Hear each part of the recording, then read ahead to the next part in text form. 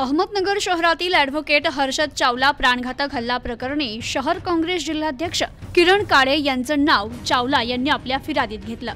त्या पार्श्वभूमीवर काँग्रेसने जाहीर केल्याप्रमाणे किरण काळे हे स्वतःहून कोतवाली पोलीस स्टेशन येथे पोलीस निरीक्षक चंद्रशेखर यादव यांच्या समोर हजर झाले।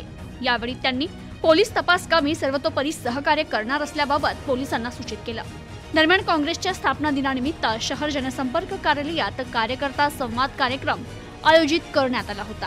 देशातील संविधान, लोकशाही आणि धर्मनिरपेक्षता टिकविण्यासाठी कार्यकर्त्यांनी संकल्प करावा आणि त्यासाठी अहोरात्र काम करावं असं आवाहन किरण काळे यांनी कार्यकर्त्यांना केलं। तर किरण काळे यांच्याबरोबरच संजय झिंजे यांचं देखील नाव संबंधित गुन्ह्यात घेण्यात आलंय। ते देखील यावेळी किरण काळे यांच्या समवेत हजर झाले।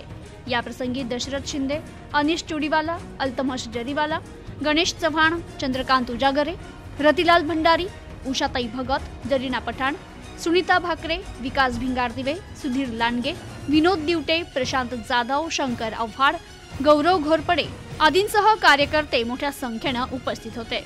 तर काळे यांनी पोलिसांची भेट घेतल्यावर त्यांनी म्हटले की कर नाही त्याला डर कशाला, आम्ही गुन्हा केलेला नाही। काँग्रेस कार्यकर्त्यांना सातत्यानं खोट्या गुन्ह्यात अडकविण्याचा शहरातील तथाकथित कार्यसम्राट नेत्यांचा सातत्यानं प्रयत्न सुरू आहे। यापूर्वी देखील मला खोट्या विनयभंगाच्या गुन्ह्यात अडकवलं म्हणून पोलिसांनी मला तपासाअंती क्लीन चिट दिली आहे। नगर शहरातील गुंडगिरी, दहशत, भ्रष्टाचार याविरुद्ध लढणाऱ्या आणि विकासाचा आग्रह धरणाऱ्या काँग्रेसच्या कार्यकर्त्यांना वेगवेगळ्या खोट्या गुन्ह्यात सातत्यानं अडकविण्याचं षडयंत्र कटकारस्थान रचलं जातंय। काँग्रेसच्या स्थापन दिनानिमित्त नागपूरमध्ये राहुल गांधी यांच्या उपस्थितीत महाअधिवेशन आयोजित करण्यात आलं होतं। मात्र संबंधित गुन्ह्यात आमची नावं आल्याने नगर शहर सोडायचं नाही असा निर्णय मी घेतला। मी कुठेही पळून जाणार नाही, पोलिसांना सहकार्य करणार असं जाहीर केलंय। पोलिसांनी देखील सखोल तपास करत सत्य जनतेसमोर आणावं एवढीच अपेक्षा आहे असं किरण काळे म्हणालेत।